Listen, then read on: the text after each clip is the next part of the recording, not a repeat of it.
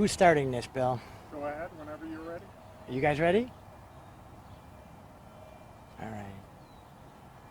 Well, good morning, everyone. I'm Oakland County Executive Dave Coulter. And let me introduce the folks that are with me here today. Tricia Zazumbo is the COO of Oakland Community Health Network. We're also joined by their Director of Clinical Services, Adam Hamilton.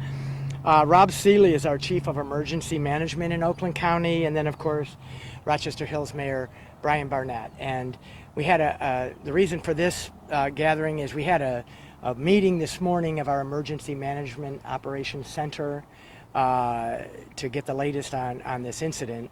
Let me be clear that we look at things not from a non-law enforcement perspective. So the sheriff and his team is doing a fantastic job of managing this from a criminal and a law enforcement perspective. But at the same time that that's going on, we activate, and we did last night at 6:15, our Emergency Operations Center, and that's what Rob oversees.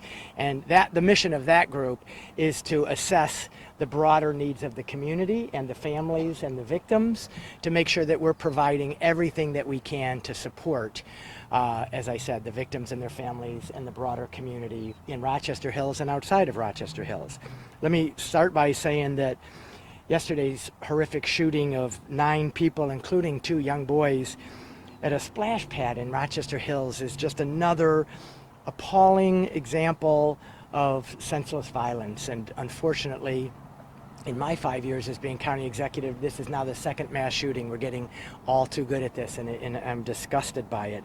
But I want to say to the mayor and the people of Rochester Hills, to the families that have been impacted, and the people across this county, that just like in Oxford, the county stands ready to provide any assistance that we can today, tomorrow, and going forward, as long as it takes. Those things that we know we need today and whatever may be of need to this community going forward. So that is our commitment to this community and to these families.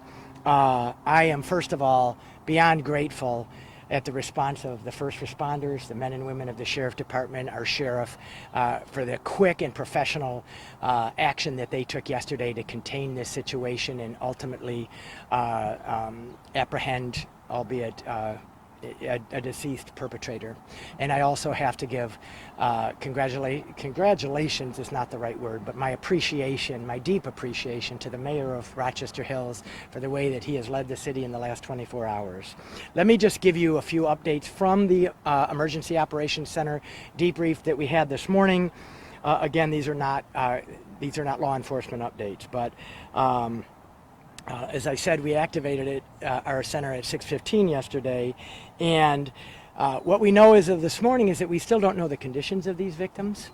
3 of them were operated on yesterday evening, including an 8-year-old young boy. We still have not heard word from the hospitals and medical professionals in terms of their condition, other than they are not deceased. So we don't have any other update on